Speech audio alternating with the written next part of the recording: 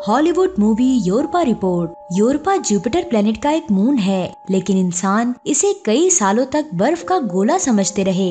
Europa पर NASA और दूसरे बड़े बड़े साइंसदानों को पानी मिलने के साथ साथ हीट वेव्स भी मिलती हैं, यानी कि यहाँ पर लाइफ पॉसिबल हो सकती है। इसीलिए यूरोपा वेंचर नाम की प्राइवेट स्पेस कंपनी एक मिशन बनाती है। इस मिशन के तहत कुछ साइंटिस्ट और एस्ट्रोनॉट्स यूरोपा पर जाकर ये देखना चाहते हैं कि यहाँ पर लाइफ पॉसिबल हो सकती है या नहीं। इनकी टीम वहाँ पर पहुंचकर जो कुछ देखती है, अगर वो चीज जमीन पर आ जाए तो जमीन तबाह हो जाएगी। वो क्या चीज थी, ये जानने के लिए आपको इस वीडियो को पूरा वॉच करना होगा। तो आइए इस मूवी को स्टार्ट करते हैं। इस मूवी के स्टार्ट में यूरोपा वेंचर कंपनी की CEO हमें उसके नए मिशन के बारे में बताती है। बहुत सालों से हम यूरोपा को बर्फ का एक गोला समझते थे, लेकिन इसकी सरफेस को देखने के बाद साइंसदानों का कहना था कि यूरोपा के नीचे बहुत ज्यादा मिकदार में पानी मौजूद हो सकता है। 2011 में नासा की एक साइंटिस्ट डॉक्टर ब्रैटनी सिचमेट ने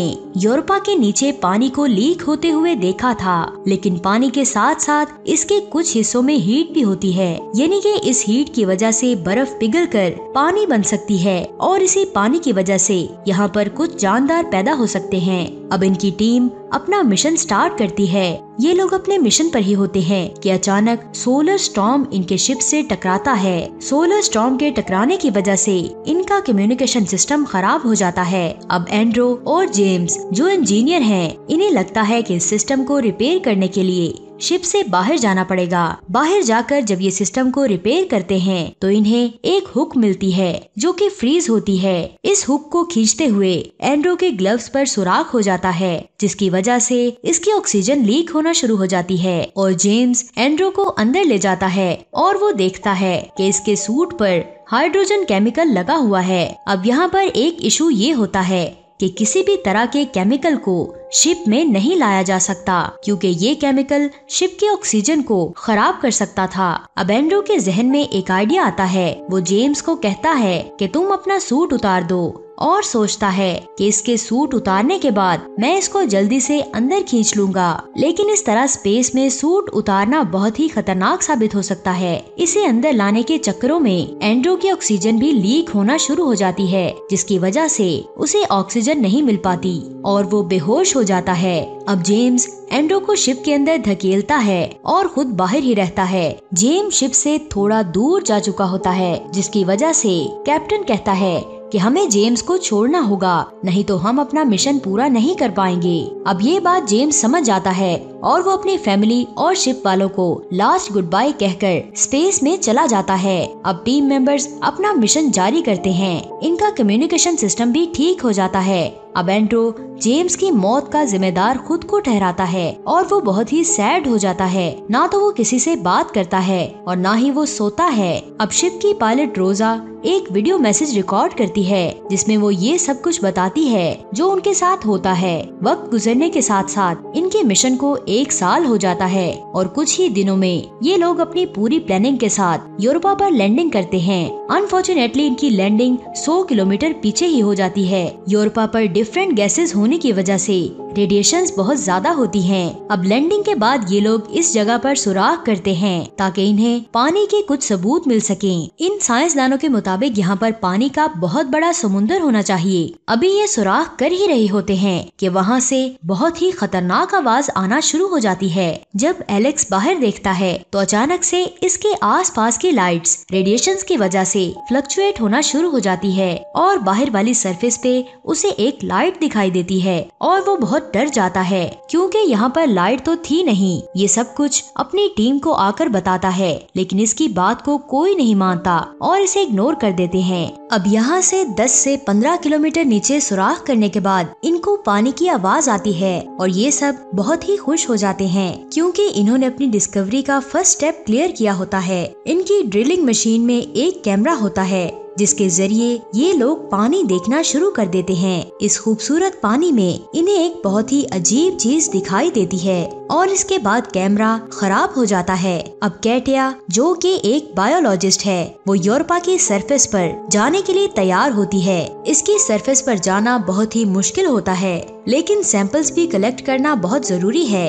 यूरोपा पर लैंडिंग के बाद जब ये सैंपल्स इकट्ठे करती है तो यहाँ पर इसे सिंगल सेल ऑर्गेनिज्म के सेल्स मिलते हैं, यानी कि यहाँ पर ऑलरेडी लाइफ पॉसिबल थी।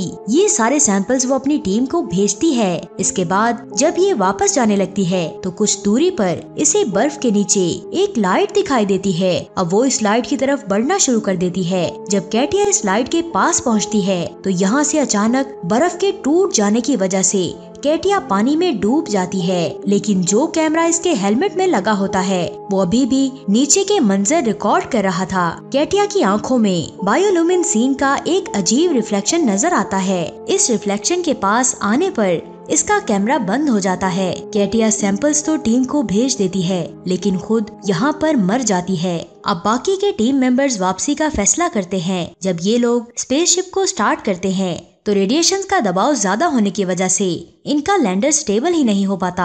अब कैप्टन डैनियल को रियलाइज होता है कि कॉकपिट में वजन ज्यादा हो गया है और वो पानी का वजन अपना सीट बेल्ट खोलता है। बैलेंस अनस्टेबल होने की वजह से ये सीधा नीचे जाकर गिरता है और मर जाता है। इसके बाद यूरोपा की सरफेस पर लैंडिंग करते हुए इनका स्पेसशिप क्रैश हो जाता है और यही वो सही जगह थी जहाँ इन्हें असल में लैंडिंग करनी चाहिए थी।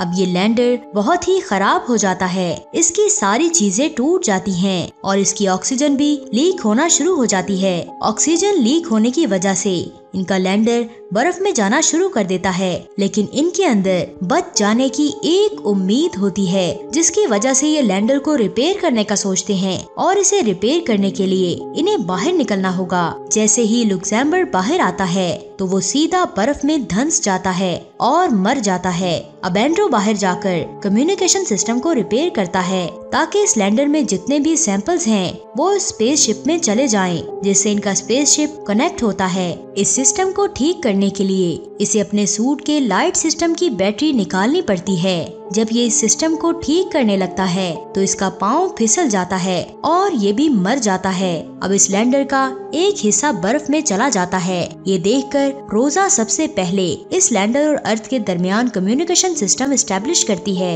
इसके बाद ये सब रिकॉर्ड्स और सैंपल्स को जमीन पर भेजती है। इस रिकॉर्ड में ये सब कुछ होता है कि कैसे सोलर सिस्टम ने हिट किया और जेम्स की डेथ कैसे हुई थी। अब आहिस्ता आहिस्ता बर्फ टूट जाती है। इसके बाद रोजा एयर लॉक को ओपन करती है ताकि वो ये जान सके कि आखिर ब्लू लाइट कहाँ से आ रही है और ये असल में है क्या। कैमरा ऑन होता है और ये सारी रिकॉर्डिंग जमीन पर भेजी जा रही है। जैसे ही कॉकपिट में पानी ज्यादा होता है तो इसमें से एक क्रीचर निकलता है और इस क्रीचर में से ब्लू लाइट निकलती है। ये सब कुछ कैमरा रिकॉर्ड कर लेता है और इस रिकॉर्डिंग को जमीन पर भेज देता है। अब कुछ ही देर के बाद रोजा भी मर जाती है। असल में ये क्रीचर एक छोटे सेल से बना होता है, लेकिन काफी अरसा गुजरने के बाद ये एक बहुत बड़ा क्रीचर बन जाता है। जमीन पर भी समुंदर में ऐसे जानदार पाए जाते हैं जो शिकार को अपनी तरफ खींचने के लिए लाइट खारिज करते हैं। ये क्रीचर भी ऐसा ही करता है। ये अपनी लाइफ में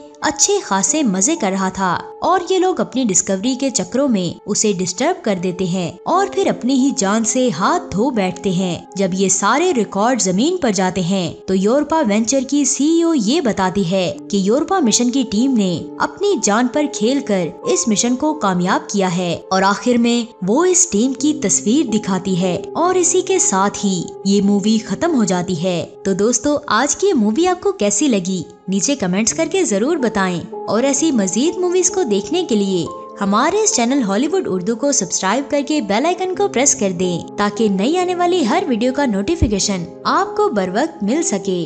अपना और अपने प्यारों का बहुत सारा ख्याल रखिएगा। एक नई मूवी की ब्रीफ और आसान एक्सप्लेनेशन के साथ आपकी खिदमत में दोबारा हाजिर होंगी। तब तक के लिए दें इजाजत। खुदा हाफिज।